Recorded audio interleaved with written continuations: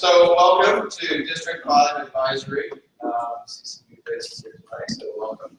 I am Councilmember Brian Fry, and I do not run the meeting. This is the advisory board to me, so I have J.D. Johnson chair the meeting, and they make their decisions and recommendations to me as I make my notes in the future. So I will turn it over to J.D. to run tonight's meeting, and again, thank you all for being here. Okay, thank you, Brian. First of all, we'll chance to go to the agenda for tonight, September 4th. Add anything, change anything, or a motion to approve it? Move to approve the agenda. Second. All in favor, signify by saying aye. Aye. Carries. Thank you.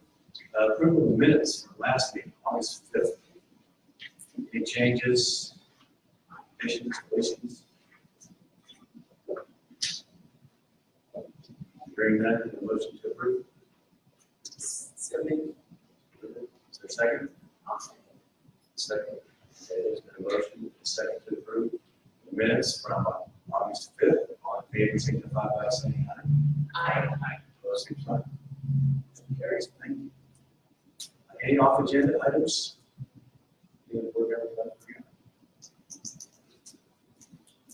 So, right update from Brian. Okay, just a quick report tonight. A couple weeks ago, we had Neighborhood Night Out, which is a national program. We had 11 parties for get-togethers in District 5. Between Corey and I think we made all of them, which is tough to do in 3 hours. So it's pretty fun to get out and meet neighbors. And I know Lori was at a couple of them as well. So was Officer Williams and several of our firefighters, and them at a couple of parties. So it's always great. If your neighborhood doesn't do it, I encourage you to get your neighborhood to do it next year. We can help with barricades, getting police and fire to stop by and say hi to your neighbors. It's just a great way to get out and get to their neighbors. So it's always in August. It's the first or second Tuesday. We changed it this year because of the election. We didn't let it interfere with the primary. So it's usually that second Tuesday, first or second Tuesday. Corey can give you details if it's something you think you're going to do next year. A couple of projects. Baseball continues to make progress. 2 weeks ago, the last piece of steel of it. If you go by there now, you can really start to see it take shape. Plan on putting the grass down, I believe, next month. Start planting. It is natural grass. But you can really see the ball take shape. We're actually talking about putting the seeds here in the next few weeks. So it's really progressive. Exciting stuff. It's really changing the sky. Another big project that I'm heavily invested in, working on with staff, is the Northwest Water Treatment Facility. This is the new water treatment plant that's going to replace the main one downtown Botanica. And our current one is 8 years old. And it's the only water treatment plant we have that supplies water to 500,000 people, all of our industry, the model Air Force Base, and it's well past its time for replacement. It's about a $500 million project. And so next few weeks, you're going to hear more about the next steps.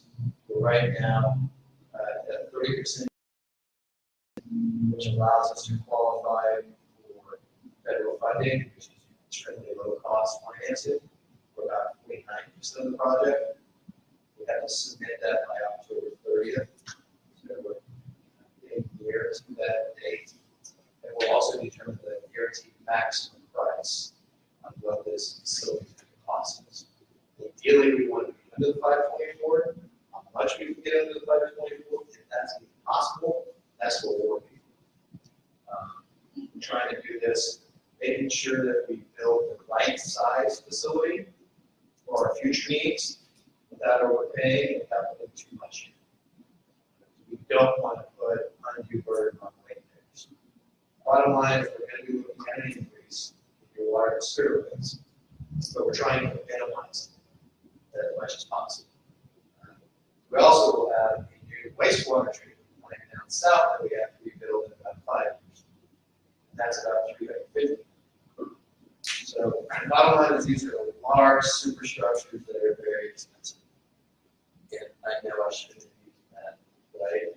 No, that's okay. I don't think it happened my contempt this time. I forgot that we Facebook Live our meetings. So, but you're going to continue as we get closer to that 30th deadline for the federal plans. You'll start hearing more about it. But very exciting. I know it sounds kind of dull, water treatment plant, but it is the single biggest project that this city has undertaken at one time. Kellogg was over 30 years, right, in multiple phases. We've never had a project of this size before. And we have a couple other ones coming down the pipe, so we've got to make sure we're doing things right. So you'll hear a lot more, but it's, to me, it's exciting. So that's all I have. Okay. And if you have any questions, I'm happy to tell you about it. If you want to go take a tour of the existing, I'm happy to do that too. When you see a plaque that says Franklin Delano Roosevelt inside the building, you know it's probably time to do something. Okay, so, but I'm happy to take you get through it. All right. We'll move on to the staff report, starting with the fire department.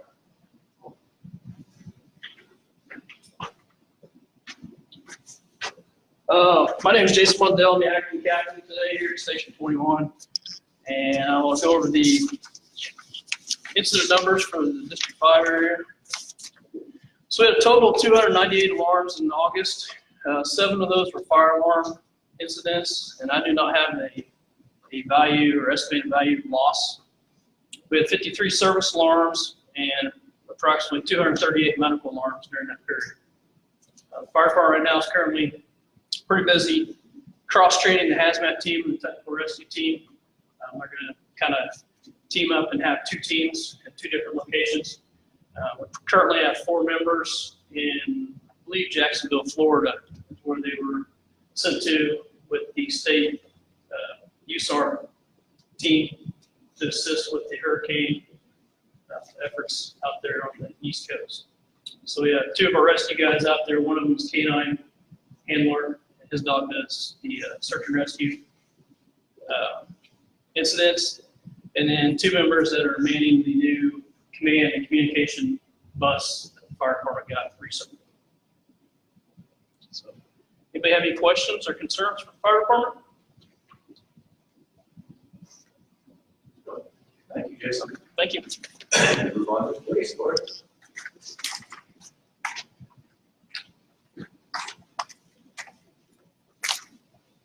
All right. I'm Lori Kimmery, and I am the Canyon Policing Officer for 19B. Just a couple things I want to mention. I don't know if you guys have heard about our Stealth Stat box. It's basically a radar that's in a box. It's technology from the 90s, but it still works. So if we have complaints in neighborhoods about speeding, we can throw that thing up and it'll monitor, kind of like the speed strip that the traffic control puts out, but we have a box that does it. So when we have complaints in neighborhoods, we throw that up and we can download the data and see if there's a problem. If there is a problem, what time it's happening and how many cars we're having. We did a couple this month. We had one at 9900, sorry, 9900 Westlake over here at Fox Ridge because somebody said that people were driving crazy. So we monitored, it counted 1,952 cars, and out of all those, 5 were going speeds that were citable. So we also did one at 100 More Socorro, and it registered 452 cars, and only 11 were going over 40. Half were over after midnight, half were in the morning. So we can kind of monitor to see if it's even worth our time to sit out there instead of, for 1 or 2 cars or 5 cars at, random times. We can't really sit out there and predict what's going to happen. So out of almost 2,000 cars, only 5 was really low. And the average speed was actually 25 miles an hour, 85%, or we're doing 25 miles an hour. So the speeding with the curves, it looks like people are going faster, so they're really not. They're actually doing under the speed limit. We also have it up right now at 1100 North Amity, not on District 5, but if anybody has any complaints of speeding in the neighborhood, let us know. We can throw that thing up there for a couple of days and see what's going on. Obviously, we're gonna be doing the ICT Open Streets with the Park Department on the 22nd of September. So we'll be out there helping them out with that. 1990, there was some model home burglaries happening around 13,000 West Lost Creek. But they do have somebody in custody, but we're not sure if they're working alone or not, or if there's somebody else working with them. But we do have one person in custody on that. 19B over here, actually at 21st and Tilbrook, people are complaining about, since it's a two-way street only, during rush hour, when people are going westbound turning left into Tilbrook, people are using that shoulder/bike lane to go around. We tried to sit over there, but there's nowhere for us to sit without blocking driveways and without being seen. And obviously it's during rush hour when we're, swamped with 911 calls. So I contacted Lee Carmichael with the Traffic Engineering Department to see if we can work with them to set up maybe some pylons to block that area off so people can't pass, or maybe put a turn lane in there at some point. But right now, we just can't. We just don't have the staff to sit out there and monitor it during rush hour. So I haven't heard back from them yet, so still waiting. But that's the biggest thing going on right now. Is there any questions for me? So do you think any of the speeding questions and concerns are related to back to school, and that there's more traffic in neighborhoods? Yeah, I think it is because obviously kids going to school, now at the same time people going to work, there's a lot more traffic. And I think, like they said with the curves, it looks if people are doing 30 miles an hour, it looks like they're flying around those curves when actually they're not even doing 30 miles an hour. Because I know we've tried this before because they purposely put those curves in to slow people down. And I try to explain that to people, but they don't get it. Like, well, they're doing 70 miles an hour. It's like, well, they're usually wrecking out if that was the case. So that's why we set this up, and then still even people like, well, that's not possible. It's like, well, it's radar guns. The same thing we use in our cars, or our traffic units use. So it's the same technology. So, but we just find it useful. If there really is a problem, if we're finding, 40% of the cars are going over the speed limit, and we know when exactly what times they're going to, so we can actually have people sit out there and not wasting our time for one or two people that may come through there within an 8-hour period. So it's really helpful for us. It's just kind of heavy and hard to set up, but hopefully someday we'll get some newer technology so it's not so heavy. But anything else? Any questions, Lori? Thank you. All right, thank you. Tracy. Police Department. Yeah, we'll let Tracy go. I'm often positive. Shake things up once in a while. Which one wants to, Tracy? We'll make it. He wants to hear about the library. He does. He always sticks around to hear about the library. He's He does. awesome. Okay, so my name is Tracy Partridge. I'm the manager of the Westlake Branch Library, and as always, I am excited to be here to talk with you about what's going on at the library. The first thing I want to mention is our Big Read Initiative. That actually starts at the beginning of October. It runs October 1st to November 15th. That is why we try and get as many people as possible in Wichita and surrounding areas to read the same book. And this year, that book is Lab Girl. It is a memoir about a female scientist who actually suffers from bipolar disorder. And it talks about how challenging it is to be a female scientist and to suffer from bipolar disorder. And it has actually won the National Book Critics Circle Award and has been really well received. So we're really excited about that. The kickoff party for the Big Read, which is when we hand out free copies of the book, is actually going to be Saturday, September 28th from 2 to 4 at the Advanced Learning Library. So I am incredibly hopeful that you will read Lab Girl and that you will go to the kickoff party at the Advanced Learning Library. So that's the first thing that I wanted to mention. The second thing is story times are starting next week, and I am so excited because there is nothing better than having kids in the library. And our story times are actually for birth through 5 years of age. And at the Westlake Branch Library, we have story times for the littlest ones, which we call Babies First Story Time.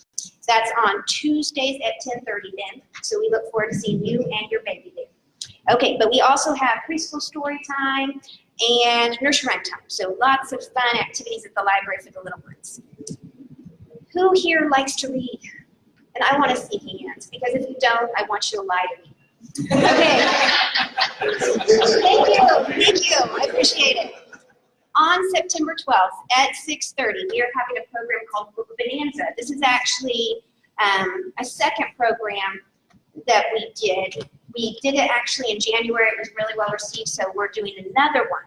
This one is talking about what our library selectors, Racine Zakula and Katie Menon, have read in 2019 and really enjoyed. So they're going to talk about their favorite fiction and nonfiction titles. And you must come, because when they talk about a book, it makes you want to read it. And I want you to read very, very badly.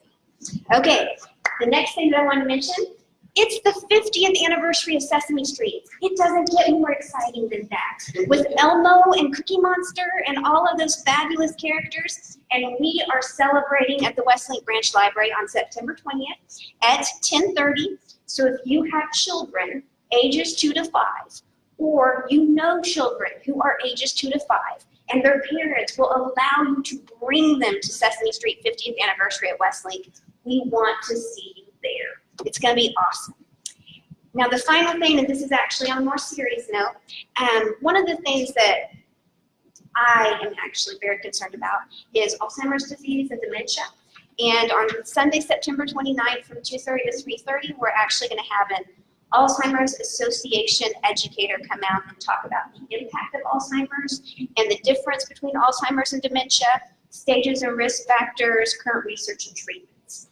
So those are a few of the things that are happening at the Westlake Branch Library. You can get a comprehensive list of everything that is happening at the Wichita Public Library by going to one of our libraries and picking up one of these. If you don't want to go to one of our libraries, I brought some, and they are back there, and I want you to take one.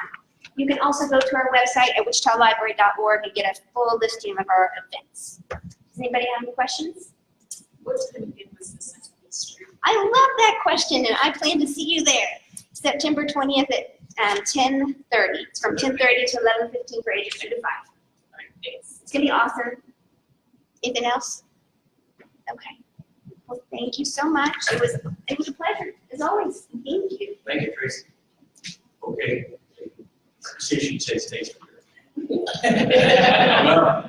It's a hard act to follow. It's got a lot of stuff going on. She is hard. So yes, David McGuire with Park and Recreation, and I handed out some reading material there. Our fall brochure is there in front of you, and I also handed out the golf guide. I think that's the first golf guide we put together. So that might have some cool stuff in there on some golf lessons and stuff that you can sign up for. As far as park-related events or activities, we're still mowing. It just keeps raining every so often, and it just keeps making the grass and the weeds mow. And so we're mowing and trimming trees. If you have any mowing issues in your neighborhood, feel free to give us a call down there. We'll track it down and see what we need to do to get it caught up. It's been a challenging mowing season with the amount of moisture and heat and so forth. The splash pad will go to their weekend hours coming up here in September, through the end of September. So the splash pad will be open on the weekend still. A couple of new, well, obviously Open Streets that Lori mentioned is not new, but that is coming up September 22nd down there on Douglas. Really cool, fun event. We do have a new run, the Keeper Canine 5K Classic. So if you like to go run with your dog, come down October 12th to the Keeper. We'll be leaving from the Keeper using the bike path to have a canine run. So that could be kind of fun. We did it quite a few years ago, but it's making a comeback. Another cool event that we're doing down at Watson Park, this will be a first time. We're using the pedal boats to go trick-or-treating. So it's going to get dark. The pedal boats will have glow lights all over them. There will be characters along the bank down there at Watson Park. And parents and their children can pedal up, get their trick or their treat, whichever it is. I assume it'll be a treat, you know, and then they pedal on around. So that could be kind of a cool, fun event for Halloween there. And then we have this year we're going to do a camp out, a family camp out down at Watson Park in November. So, and then of course we have our Night with Santa and the Polar Express type event down there at Watson Park. So again, we have a lot of activities, a lot of cool, fun stuff in our brochure if you're interested in taking a class. So Can't call it Polar Express. can't call it Polar Express. That's right. It is now Watson's Christmas Express. They did. Copyright issues there. So now I don't know how people find out about that stuff. You know, we're just out here in the middle of the Midwest and they find out. You know. So, any questions? Comments? David, do you update on the improvement at Park Wetlands that just happened recently? The improvement? At Park Wetland at West Star did? Yes, I can. We kind of mentioned that last week, but Westar finally, or last month, sorry. Westar went out there and actually the trail that we're establishing over on the east side of the park, they went in and did a planting of seed, grass seed, and a mixture of some other native plant type material. And they are building a bridge that will allow us to cross over the drainage that comes out of, what is that, Bradford neighborhood. And then there was a pipe that had to be put in, and they donated all of that work. They got volunteers from within their work crews that have expertise.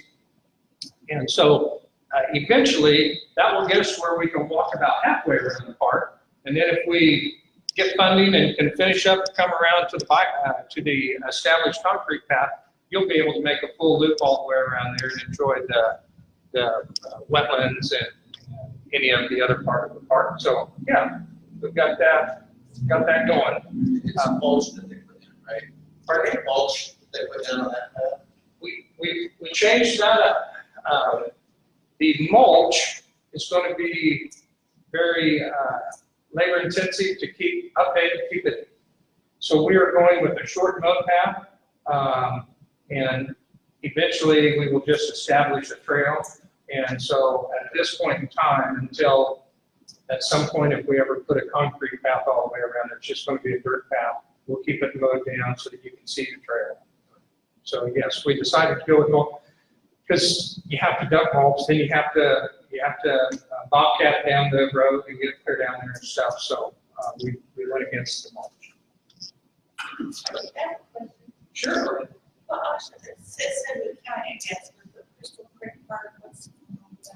So Crystal Prairie Lake is a Wichita City project. It's, for those who don't know where it is, it's K96 in Hoover on the northeast corner. It's the backside of Brooks Landfill. So we have been mining that, dredging it for several years. We master planned it to be a recreational lake. It's 400 acres total, 200 acres are surface water.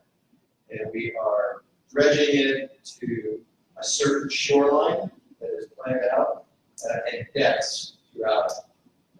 It's still a continual dredging operation, probably will be through 2 more years. 2 more years. Yep, 2 years.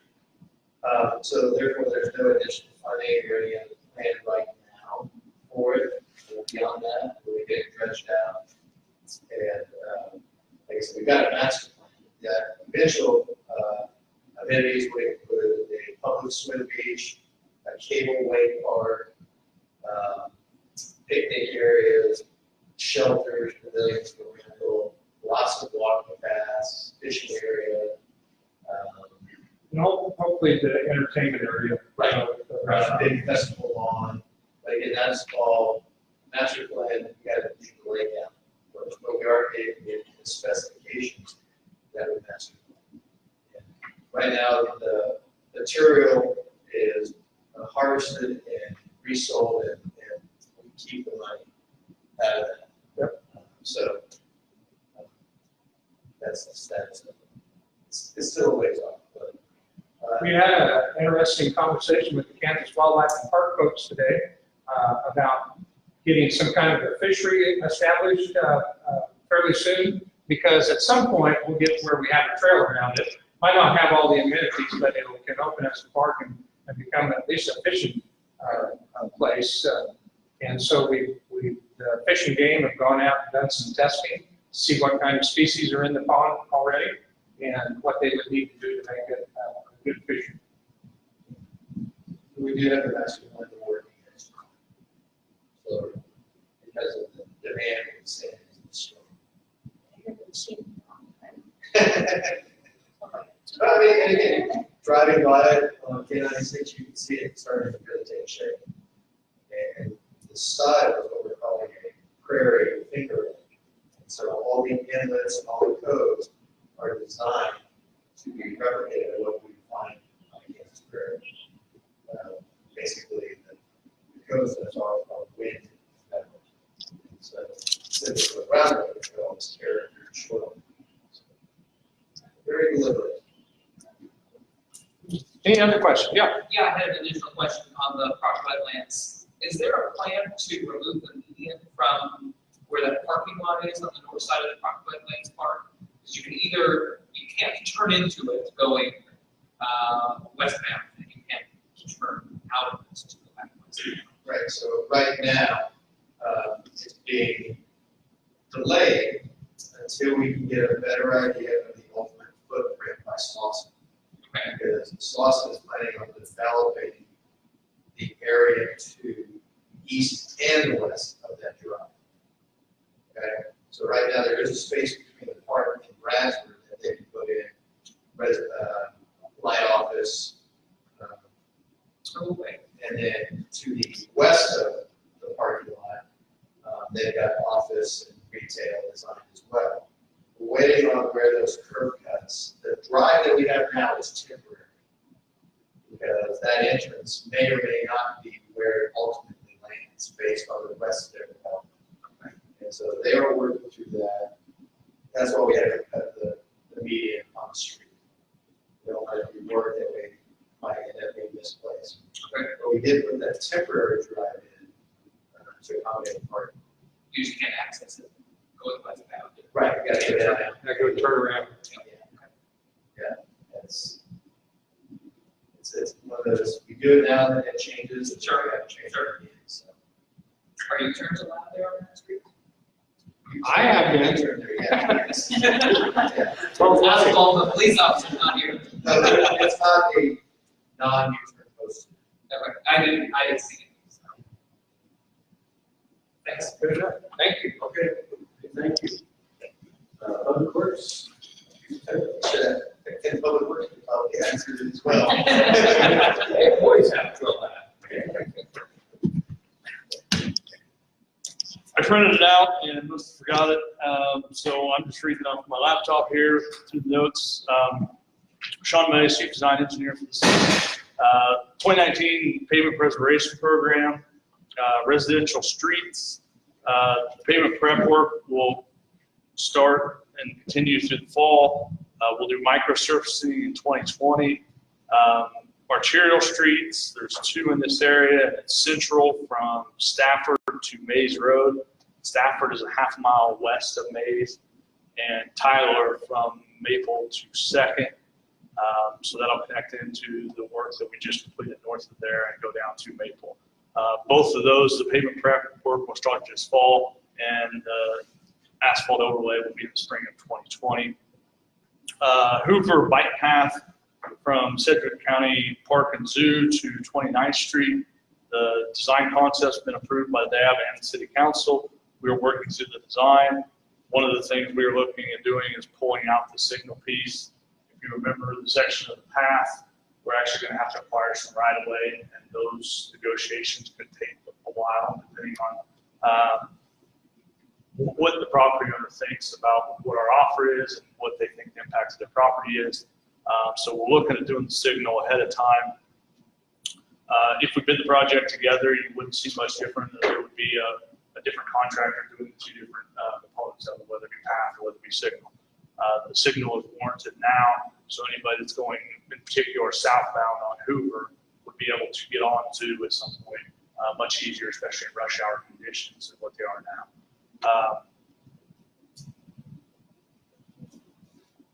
13th Street, just south of here from the Cowskin Creek to 135th. Right-of-way negotiations have not gone well with the last property owner that we need. We are far apart on what we think the right-of-way that we need is worth. So we are starting the eminent domain process. That has to go through a petition, has to go through our law department. So that's where we're at with that. All of the utilities have relocated with that project. So as soon as we get the last piece of right-of-way, we'll bid the project and start construction. Depending on different things that come out of the eminent domain process, I can't tell you exactly when that's going to be. We're still hoping sometime this fall that we'd be able to do that, but it depends on, they can ask for delays due to their lawyers needing more time to look at different things. But that's what we're shooting for, is sometime this fall, still being able to let that project, and it would be complete in about a year. Again, just to give you an idea, that does not signalize the intersection down at 135th. It'll still be a four-way stop, similar to what Central is south of there. We would box everything in, so more or less all you have to do after the fact is come in and actually install the signals and do the underground electrical to make that work. 29th of May's, that intersection project was approved by DAB, it's been approved by council. The CIP that just got approved last month by council moved that construction funding up to 2020. So we will be starting that project in the spring of 2020. There's some utility relocation and the fact that that area is subject to, we don't want to go up there and start it during the middle of holiday shopping season and tear that up. And we're going to have to restrict some movements during some of the construction. So we'll be starting that project in the spring as far as construction goes. 37th and Tyler, we're going to look at signalizing that intersection. It's a four-way stop right now. It is currently under design. So assuming that we have money in the traffic signalization budget from 2019 left, we will bid that this fall. If we don't, it would be the spring of 2020. Arterial sidewalks, I forgot to mention, Bridge Road from 29th to Cloisters should start construction in September, middle of September. 13th Street from Ridge to Schuler, there on the south side, is another project we'll look at doing, and that would start after the Ridge project. Last time I was here, probably 3 or 4 months ago, 37th Street between Ridge and it's Hoover, but we're not going to go all the way to Hoover to begin with. Ridgeport is what we would be looking at doing. So we've started taking a look at that. That will not be done this year. We're going to have to acquire some right of way. We're also going to have to relocate the fence. So some of it depends on how that goes with that property owner. It doesn't look like they still have animals there, but I don't drive by there all that often, so I can't guarantee you that's not the case. There's no animals there.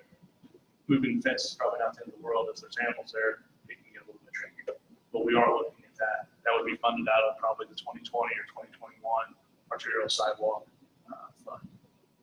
We'd be looking at 2020, but if something came up and it gets delayed because of the right of way, it would be 2021. That's all I got. Questions, Sean? The situation like the sidewalk we just talked about, is that being communicated? Yes. Okay, back to the church, because that was the request. Yeah. Yeah, that was. And St. Catherine's. St. Catherine. They had approached me and said because of the number of families and students that are using the school, that they're full. And there's a lot of people in that neighborhood that like it, so that's when we started to explore the idea. So, yeah, I actually that probably. The nice thing about it is we already have the utilities within there. There's already sanitary sewer and electrical and stuff to go through there. So hopefully that should help ease any pain they see of being negative as far as sidewalk. Yeah, one of the things that you find out in our district is a our roads, because we expanded so fast. We have a lot of unfinished, where there was just curb, or not curb, ditch, and asphalt that, and we're coming in trying to fix some of these areas that we didn't anticipate. Because of growth. And, some of these sidewalks are connecting to these things. 13th and Schuler, I forgot about that. That's, the 13th is Ridge. It's on the south side of 13th, going east towards it. You could get up to the park without walking on something like this. It's grass, but it's pretty steep. This will allow you to go down the signal and get across the street rather than run across 4 or 5 lanes of traffic. So we find these little pockets here. More than one day. Just a comment, I can't believe how many people use that big bridge.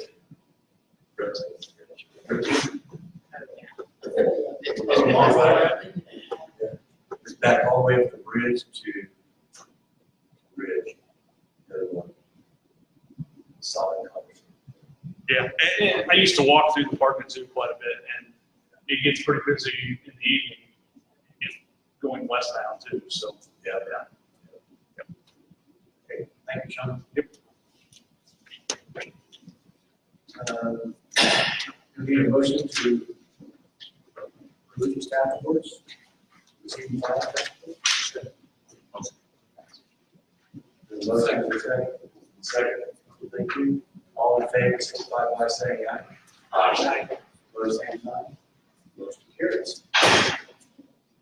Next, we have a ICT update.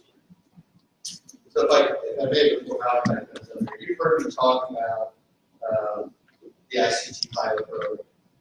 And so the council approved a few months ago, or actually a few months, it's a few weeks ago. And I asked Malachi to come and give an update on it because already the results are impressive and we're very bullish on this program. And I love telling the story because it's doing what we intended to do. And hopefully we can keep it up. But I'm just so proud of what Malachi has done and put this together. That's why I asked him to share. Good evening, thanks for having me. So my name is Malcolm, I'm the program manager for CMS. And it's been kind of a passion project that we're trying to build up for. It goes on 2 years now. We've seen that other communities have tried this, specifically Colorado Springs, Colorado, and also Oklahoma, have tried similar programs and had really great results. And basically what the ICT, Integrated Care Team, is a solution to mental health crises in the community when they're occurring and when people can't get to the help that they need right away. It's bringing the resources out to them.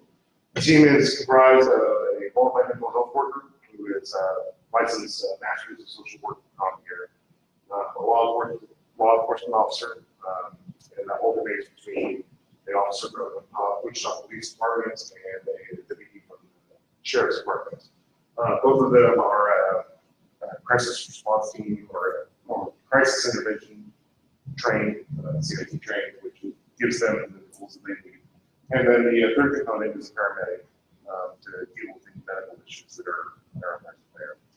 We are getting a lot of our calls from the 911 system. We're also getting calls from CommCare Crisis, getting referrals, and we're also getting quite a few referrals directly from first response agencies as they are identifying people who are having crises in the community that need to be addressed.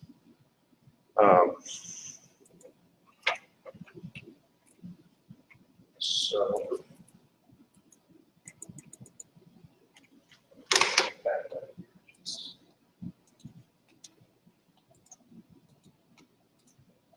that's our response vehicle. You see them driving around town. It's the team likes to refer to that vehicle as the hot tamale. Funny when you get a vehicle donated by the fire department, which is not fire department, they only come in one color. So they ride around the vehicle and it's connected to the internet, and they have that access to see all the different ports from the 911 system, from the police department to EMS and fire, to see everything that's going on in the city. And they pick and choose a lot of their own calls. They'll look at the board and see what is most appropriate for their response. Not every single mental health crisis can be addressed by this team. There's just too many of them going on. There's a lot in the city. But we're trying to pick and choose the ones that we can make the most impact with. And so, if there's nothing else going on, we'll also have a running list of clients that we will check up on. Oftentimes we'll have to do several visits a week on some of our clients just to make sure that if they're kind of teetering on that edge and need a little bit of help to stay in the community and not be hospitalized, this team can come out and provide for them.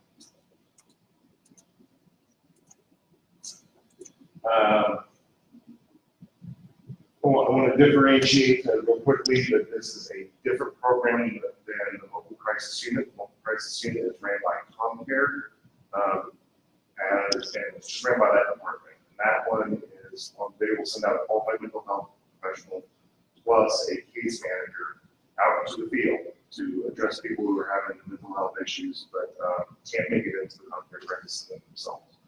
The problem with the MCU, or not the problem, but part of its design is it is not meant to be very quickly reactive. Oftentimes these are pre-scheduled visits, and there's oftentimes a waiting list of up to 30 days, sometimes even more. I was talking with their program manager yesterday, and they still have people on their board in July. They haven't been able to get out to see. So if you're having a very severe mental health crisis today, you're not going to be able to get the mobile crisis team down there. And that's what the ICT-1 team is meant to kind of direct at those more severe cases and get the help out to people that they need right now.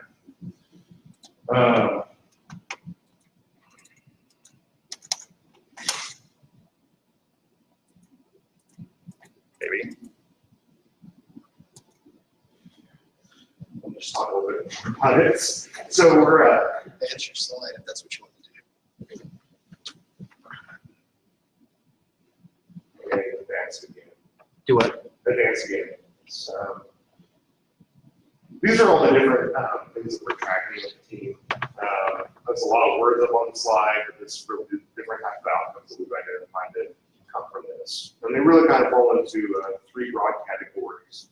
First category is the ones where we never really actually engage with the client. So 911 call comes out for somebody that's in the park, not acting right, we get out of the park and there's no one there. We're not able to actually make contact with the client, or they just don't want our help at all. Those are the non-engaged. So those account for about 25% of our call volume. The next category is our treated places. The ones that we go out and we're actually able to provide treatment support and lead people in. About 42% of our people that we're seeing, we're actually able to lead them in the community with the supports they need, whether that's giving advice to family members and friends, which we call passive supports, or get them connected with an appointment, or get them connected with other resources in the community. And that's really what we're trying to aim for, and what our best idea of the situation, on what we think what the best solution for a lot of these clients are.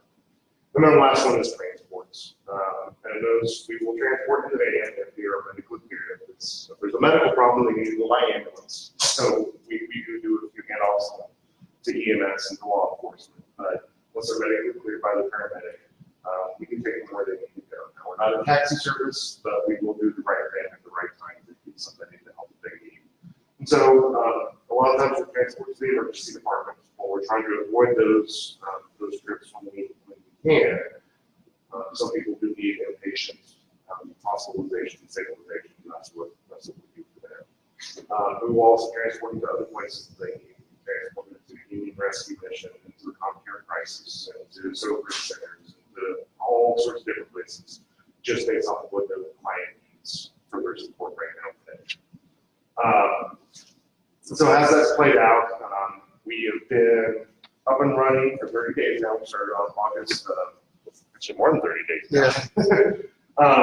But our 30-day data, which I'm actually going to update the numbers that are here. 30-day data, we've seen 107 people in the first 30 days. Now, we should note that this is not a 7-day-a-week program. We targeted the 4 days that are most likely to have the highest call volume. That's Tuesdays through Fridays, and they work from 2 p.m. to midnight. So really, out of 30 days, there were 16 days where this unit was on duty, and we've seen 107 clients, which that's about 5 shifts. And they usually take an hour and a half or so to work each client. So they're a busy unit, and they have a lot of requests coming in. We've been able to free up well over 80 911 resources. No, sorry. Yeah. We've been able to free up, I believe, over 80 911 resources out of that 107 clients. So that is police officers, fire trucks, ambulances that we were able to put back out on the street that they so they could be ready for more urgent emergencies, and rather than dealing with the mental health issues that we have in the community. We've had some good success stories with this already. We've seen some strong evidence that there's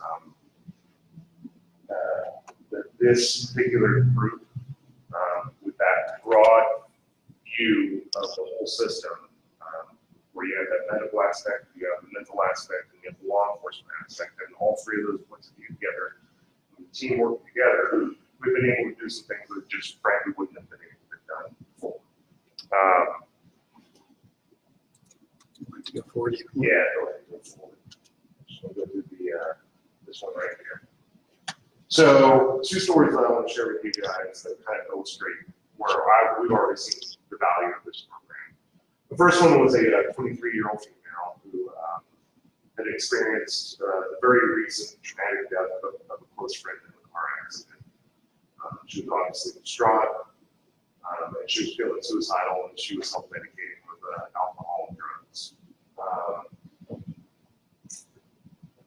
Traditional access to mental health services were not an option for her because she works in that field and she's well known. And to the point where there was an expectation of her privacy, that she would not have privacy on this. I mean, once you get connected to that system and everyone knows who you are, your name's going to get out. So she very realistically was not willing to utilize the resources that she already knew were there.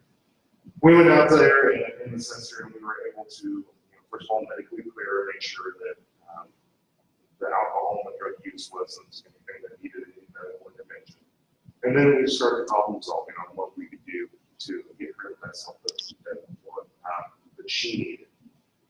She probably needed some intense inpatient stabilization, and we were working on a plan on getting her into a facility in a different city, or outside of the Wichita area. But in order to bridge her to get there, we had to make it through a few days until her parents were going to pick her up, and they were actually going on a week-long vacation, and then she still needed that help to go to the facility. Basically, what we did is we arranged daily visits and check-ins with her for the next 4 days. We were able to establish a rapport, and there was one mental health provider that was on the unit that day. She was not going to be seen in the hospital. She was not going to be exposed the way it would have been normally. And so we were able to do that and bring her successfully for the 4 days and then get her connected up with the family. Her parents would pick her up, and things went well from that point on. But really got us thinking, as at least as a team, what do we do for our own?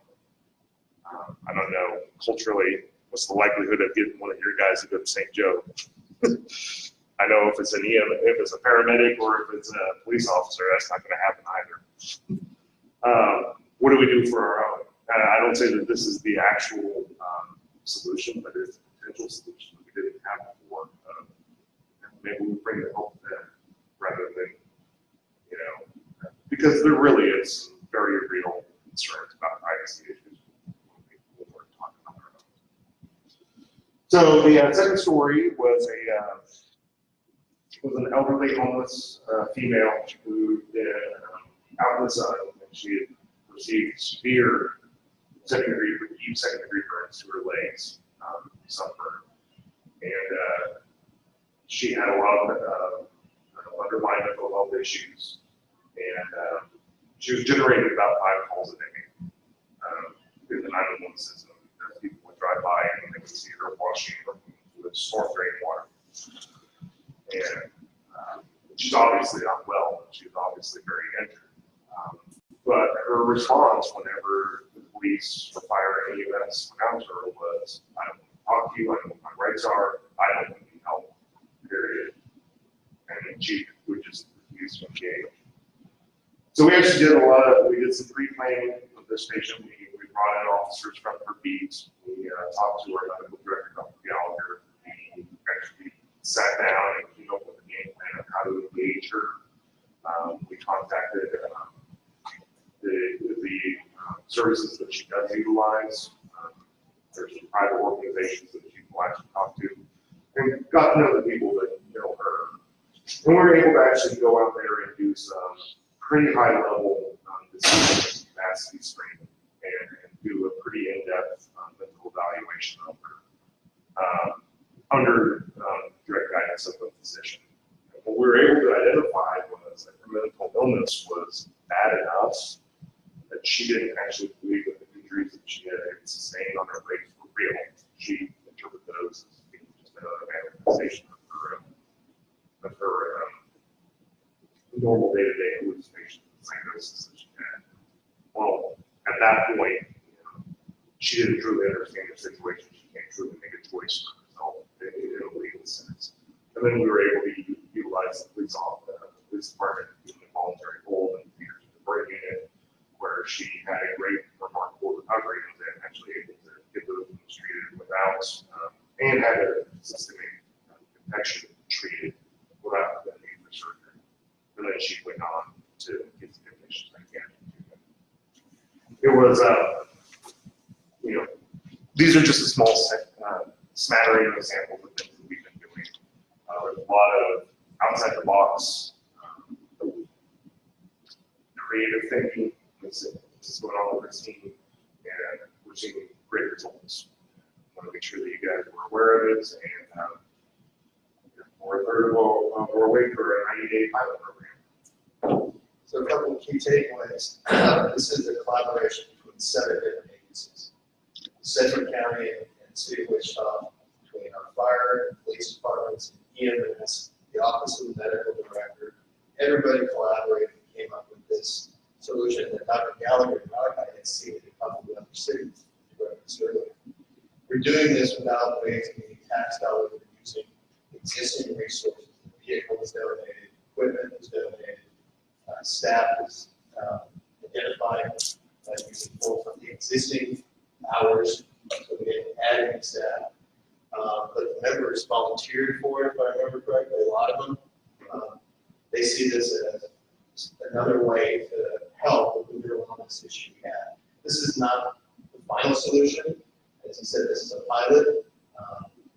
If it continues to allow us to keep resources for more emergency situations, firemen, firewomen, police officers, etc., to handle those more emergency cases, it's doing its job. And it's getting people the right care at the places they need. And so, very proud of the work that they did and they're doing on it. The early results are encouraging. We said we've already cleared 80 some. You take that over the full year, that's some staff members and resources that you may need. The real these people aren't facing emergency, but it's just another solution. So, you see the red vehicle around, that's what it is. It does have flashing lights and sirens, but they try not to use them. Yeah, as far as I know, they've only used it once. That vehicle was actually the first unit on scene when an officer in trouble called. Hey, and Because they just have to be a block away.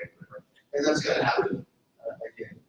But we know that we can continue to see results like this. We might do it more hours. Right now, it's operating out of the downtown. Right? Right. Actually, we will go anywhere within the county. While they deploy out of downtown, and that's when the majority of their calls are, the majority of the calls are if something happens within Sedgwick County, we have a calls to a Cheney, and Derby. So it's an appropriate resource for the whole community. We can deploy that.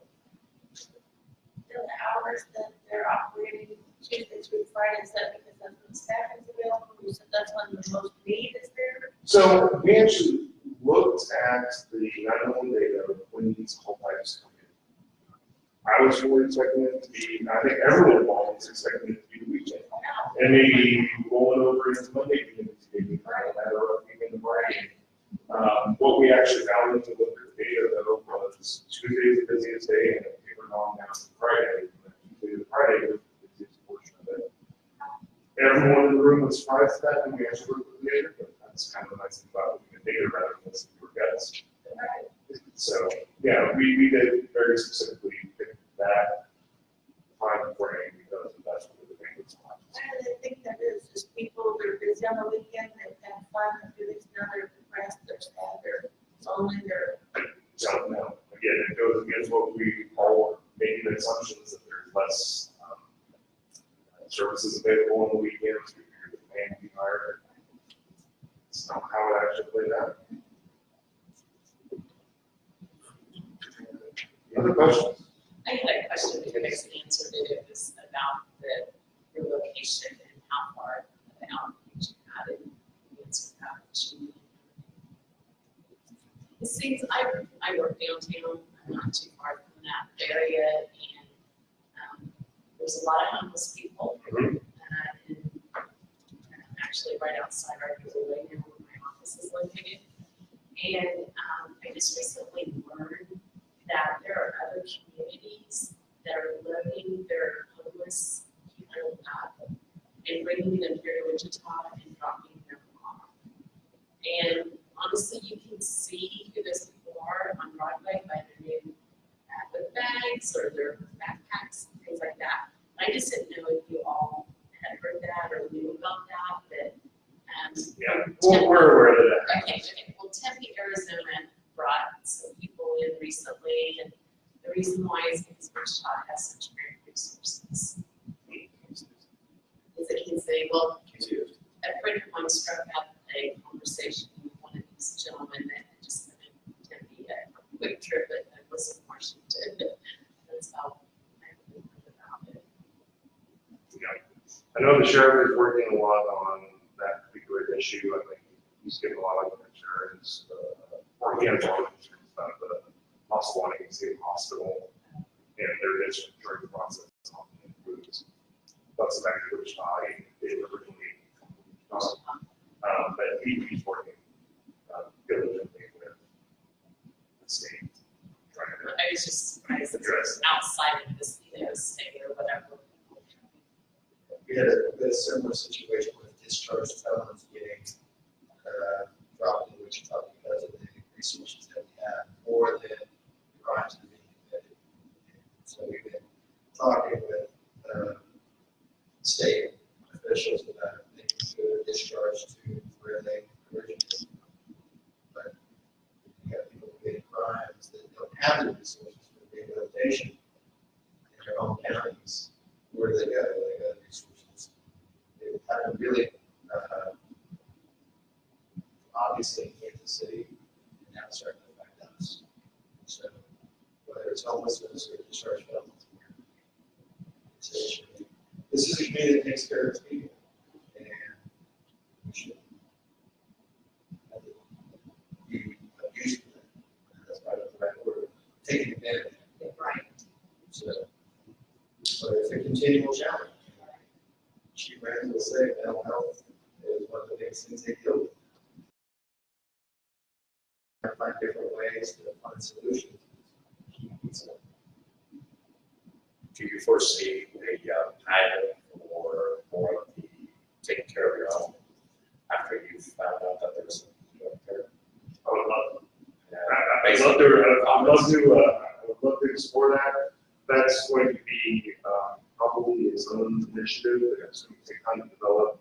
Each department has their own internal peer support network, which by design are kind of separated away from administration. And they tend to operate independently. is getting those different departmental support networks together at the same table, which will be ongoing discussion, but I'm hopeful that we can work together to come up with solutions. What's the next step after this? That goes. As far as for this program, as far as the integrated curriculum, well, assuming we don't mess it up completely. I would like to hope that we would have additional time with that. This is discussions that we're going to be having during this 98 pilot program, where what I'm doing is trying to update people as I can with how things are going, and talk about how we do this. Of the 80 people that were served, those 1% of those people just exclusively mental issues, and 1% were drug or alcohol. There's a lot, there's a lot of overlap. A lot of overlap between those. I think there's so many people that are diagnosed.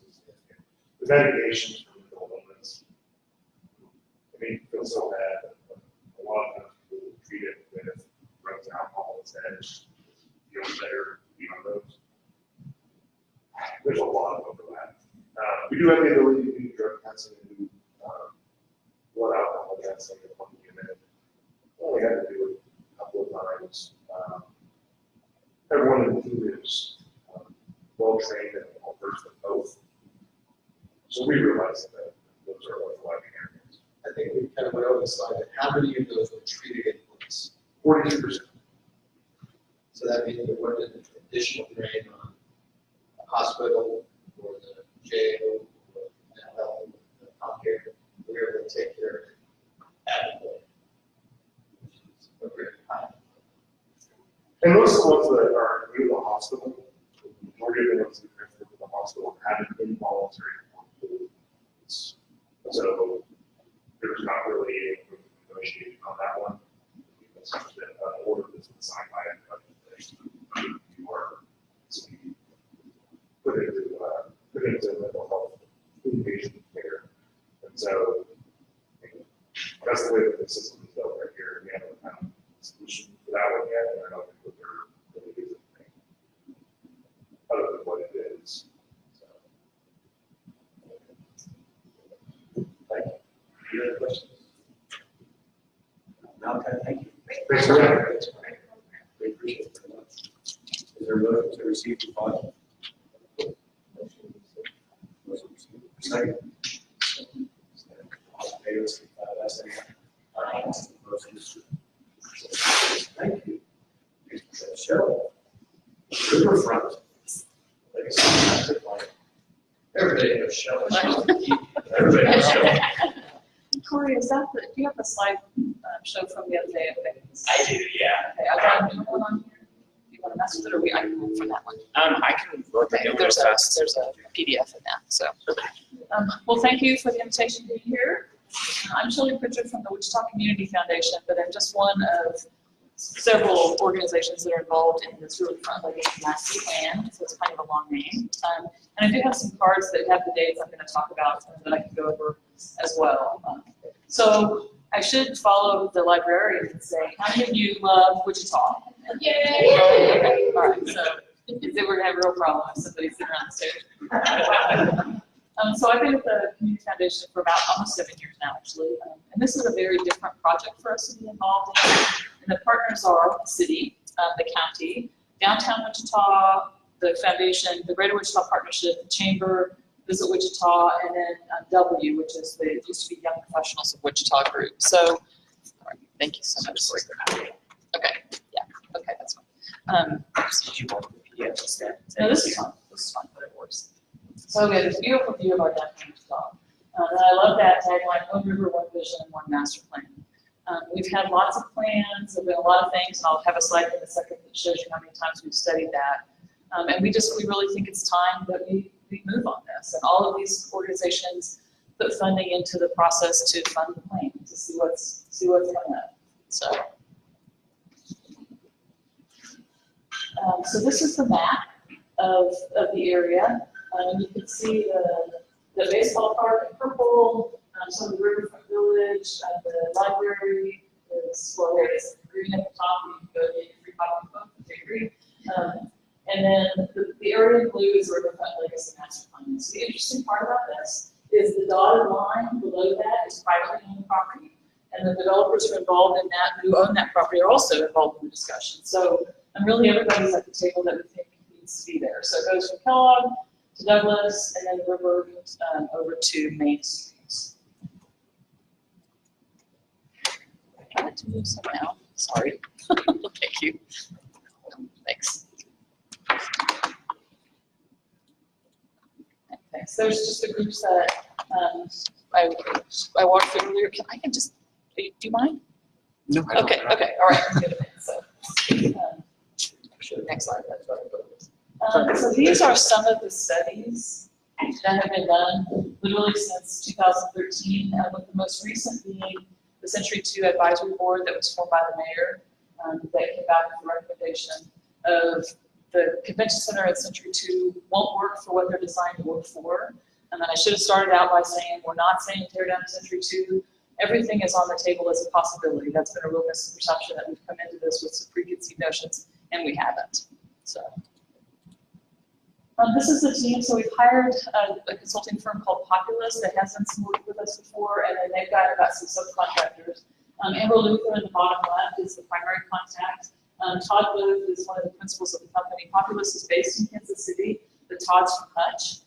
And if anybody knows Dale Bose, who runs Rainbows United, that's her brother-in-law. So there's real local involvement and interest in this project. And he's not on the slide because he's kind of one of the junior members. But there is a young man who's down in the city of Wichita who is fresh out of school and works with Populous. He's been assigned to this project as well. So it's been really fun to talk to him and hear his stories, even the 4 or 5 years he was gone from here, how excited he is to see this work happening in the river area. We kicked all this off on July 31st at the boathouse. We set up 299 chairs, and there was standing remotely. We're not exactly sure how many people were there. We did know we were at the fire code. So, but we had literally like a Monopoly game kind of that people could move things around, and we took pictures of that. We had the old proverbial sticky note wall. You can keep going through these, just kind of some pictures. We gathered all those ideas. Populous has taken all of those and is really looking at what that is. So we just had some presentations. And this wasn't a time for people to stand up and talk. As you all know, you can just keep looking through these if you want to. There'll be one that shoots across the bottom. So. And I do have some cards that I'll hand out to you that have all these dates on them. So the 31st wasn't an opportunity to let people do presentations. There was some misunderstanding about that.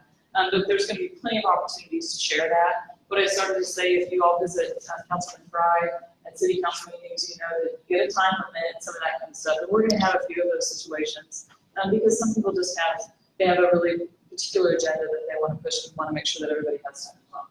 So the 31st, the design team allowed the public to just one-on-one weigh in with their ideas. So the next upcoming event is a part of this whole riverfront plan, September 24th and 25th.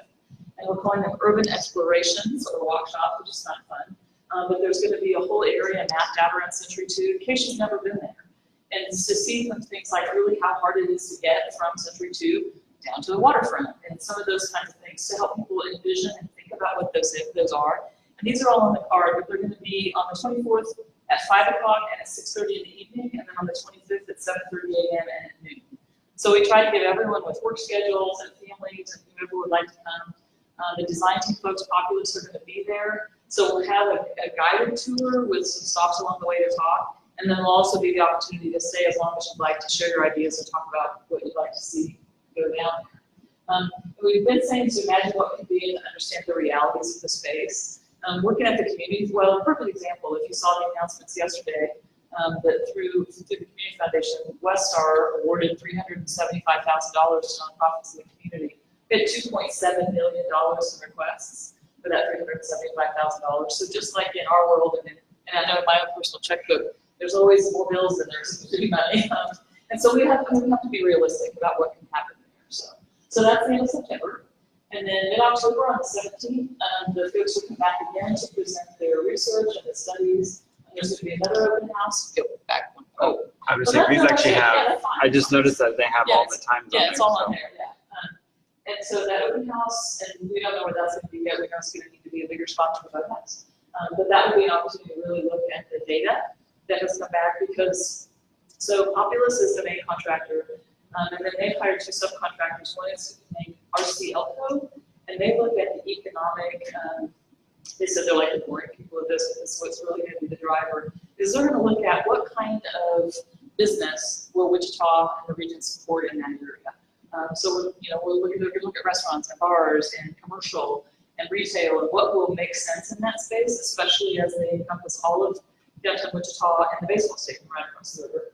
And then the other company is called Obrin, and they look at green space, public space, and connectivity. If you think like Fidelity Bank is putting up a 10-story building, literally a block row right across the street from part of this space. And so how is that all going to connect? Whether you love them or hate them, scooters are here right now. And so, how does that fit in? How does bike share fit? I see the youngest member of your team smiling about the scooter. So, whatever you feel about those things, there's a whole lot of energy going on in Wichita right now. So all of that has to be considered. How do we get across the street to Exploration Place and to our fantastic new library? And how does that all fit in? So that's what the third subcontract is doing. And then November 4th will be their preliminary scenarios. So whether it's 3 or 5, but at that point in the meeting in November, we expect the teams to come back with some ideas about what they recommend should be in that space. And then in January, there'll be a final meeting, a public meeting with the recommendations for the planning team. So it's a pretty quick timeline for this, but if you see that since we've been talking about this since 2013, maybe it's not very good time. So all this is going on. And we encourage you, go to the website, Facebook, Twitter, there's a hashtag if you like to do that kind of stuff. You are welcome. I had a phone call yesterday from a woman who wanted to share her ideas about what could potentially happen with Century 2. You're welcome to call any of the folks on the coalition team, find the website and give them a call. So it's all, this is your chance, I guess. My grandma used to say, if you don't vote, you can't complain later about who gets elected. And you all obviously are very engaged, so I hope you'll take advantage of that. And just something that the Community Foundation has decided to do to layer on top of this, because we keep hearing people saying we don't have enough places to talk. So we're very fortunate in the foundation to work with the Knight Foundation, Knight newspapers.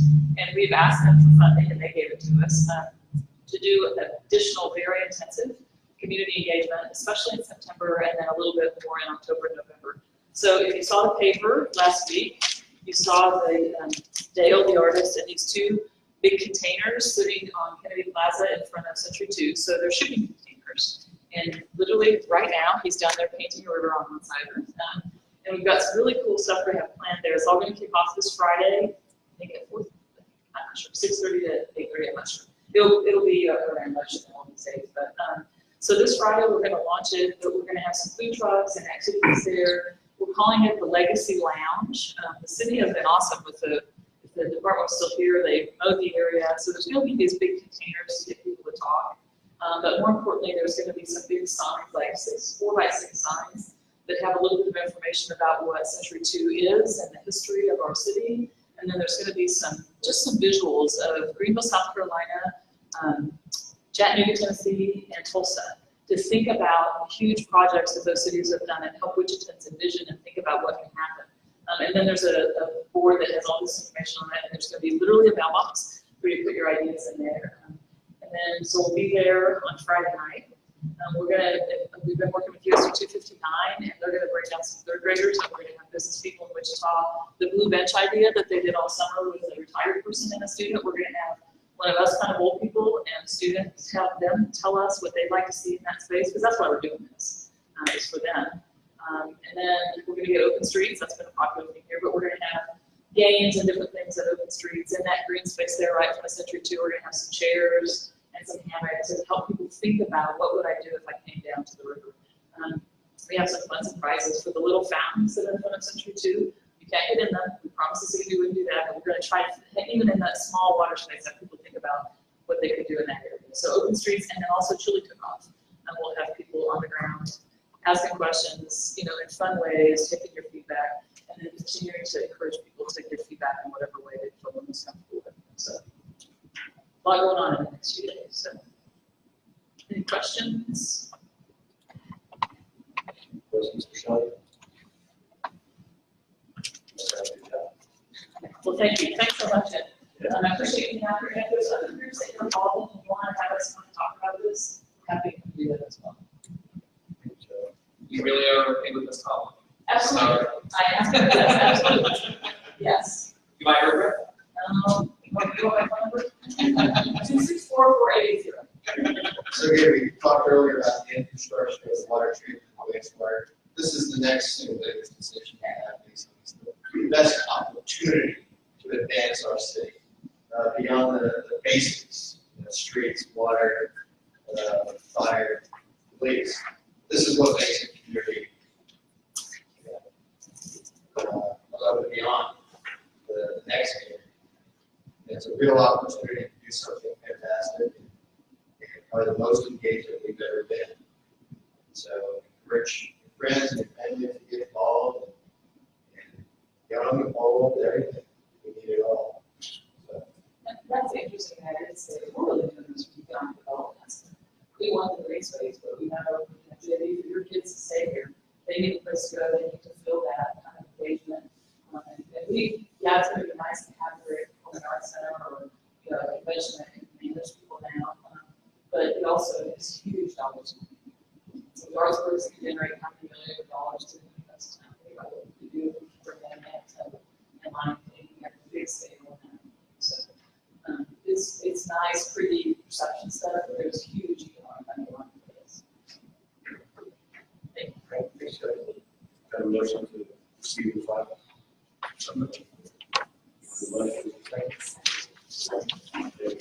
Say aye. We have one zoning case. Yes, last but not least, Yeah. good evening, Philip Ziegenberg, I'm Associate Planner with Metropolitan Area Planning Department. We have a zoning case that has a conditional use that's part of it. If you remember back several months ago, we were talking about the Bays Transnet property. This property is directly south of that on Tyler Road, just south of 29th Street. It's at 2759 North Tyler, the dentist office right now. The owner of that property is requesting to rezone his property from neighborhood office to general office, and then also is pursuing a conditional use to allow personal care and personal improvement services on the property. The reason he wants to do this is he's going to stay in his building, but he has space that he wants to lease out to another tenant. He really just wants to broaden his net in order to catch a tenant to do so. He actually submitted with his application a letter of intent saying that he only wants those two types of services within general office. So general office also opens up a wide array of possible uses, as well as different development standards that could apply that would be completely inappropriate for the area. And he understood that, so he only wanted those two types of uses. To give you an idea of what those uses are, knowing our zoning code can't individually identify every single use, we use broad categories to encompass these. Personal care services include like beauty and barber shops, electrolysis studios, shoe shining, air repair operations, tailors, and neighborhood laundry, dry cleaning operations, stuff like that. And then personal improvement services are non-professional in nature that have instructional or informational type aspects to them, like portrait shops, photography studios, art and music schools, licensed massage therapists, health and fitness studios, swim clubs, and hobby instruction. So that's just kind of broad stuff. He doesn't have an intended use in mind, but again, he just wanted to open up a larger catch basin to get a possible tenant in there. So with the recommended approval of this zone change to general office, there's not only conditions within the conditional use, but also protective overlay that's going on this property. If you guys remember, we have zoning laws that go with different zones, but protective overlays provide additional rules on that property that will limit the development standards to the neighborhood office zone district. So basically, nothing's really changing on the property except for allowing two additional use categories to be options on that property. So on the zoning map, it will say general office, but truly this protected overlay is actually restricting you to neighborhood office except for the two other types of uses. This case was heard at the Planning Commission on August 22nd. They approved it unanimously, 11-0 with one abstention. There has been no opposition to this. I received one phone call from a gentleman in the area who just curious as to what's going on. He didn't see any issues with it. The conditional use, it's important to mention, we are restricting some of the uses. So I listed out what are possible uses within those two use categories. Things that we will not allow on this side would be the neighborhood laundry, dry cleaning, health and fitness studios, or swim clubs. We took a look at that and realized that it would be inappropriate for the area and would want to introduce that type of use knowing we're so close to residential there. And as I mentioned before, all property development standards would be to that of the neighborhood office and not the general office standard, because that could allow building up 35 feet, and we're not going to do that. So, though it wasn't approved by planning commission, it still has to go to city council for final approval. The protest period for this case is still open. It actually ends tomorrow at 5 p.m. So if there's anybody who's coming out of the woodwork somewhere wanting to oppose this case, they still have the option to provide a protest petition to the city clerk by 5 p.m. tomorrow, and it'll be scheduled for city council and it'll be for them probably in the next 3 weeks.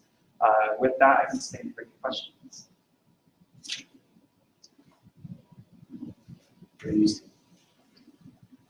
Big crowd here, so.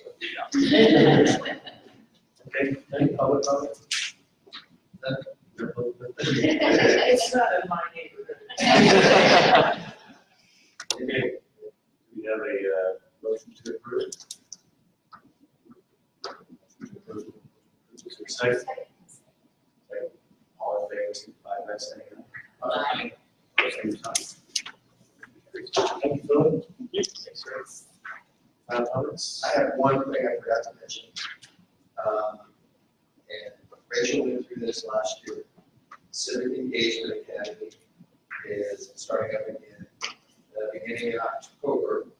It's 8 weeks. It's on Wednesday nights. It is the best opportunity, aside from being on dad, to really find out how your city works, to get exposure to a lot of different departments, tours of some facilities, meet different department heads, get to go over the economic development, budget, what missing, Rachel. The tour of the water, Pretty good, those are. just great speakers. I mean, a good 360 view of how the city works. So, great with us. Just sign up, what's the best way? There's a banner on the city website. I have a link where you can sign up. It meets for a couple hours every Wednesday for 8 weeks. We had typically 30 people. Is anyone else done it? No, just Rachel? Okay. We just started this a couple of years ago. And it does give you a really good flavor of everything. See a lot of different operations. If you have the ability to do it, I encourage you. If you enjoyed it. I loved it. It was free. It's free education. So it's not so Civic Engagement Academy. It's in the evenings. Like 5:30. Majority of the meetings are at Evergreen Branch Library, but there are occasional field trips like at Advanced Learning Library at City Hall, Law Enforcement Training Center. So you can get good overviews of all of the departments and exposure to other opportunities like Civic Police Academy, Citizen Police Academy, or the Fire Department Academy. Those are interesting as well. And you do this once a year. Let's say Yes. you do. Yeah, you started twice. Is it twice a year? Yeah, spring and fall. I know it started as twice a year, then it must have moved up. First one is October 2nd. I think that's the first class this year. Whatever Wednesday is, yeah, second. So again, you can find more information on how that goes. It's worthwhile program. The curriculum was developed in partnership with the Kansas Leadership Center. So, pretty good curriculum. Is Corey, are you facilitating this I'm year? helping. Oh, Okay. You were in the same group, same session, and same group. So, you get citrus shoot, good.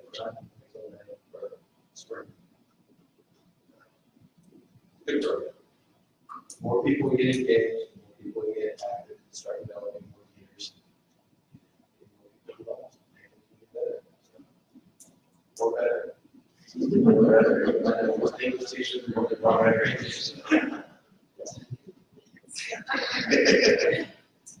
Thanks, everybody. Right, thanks. Yeah, Richard.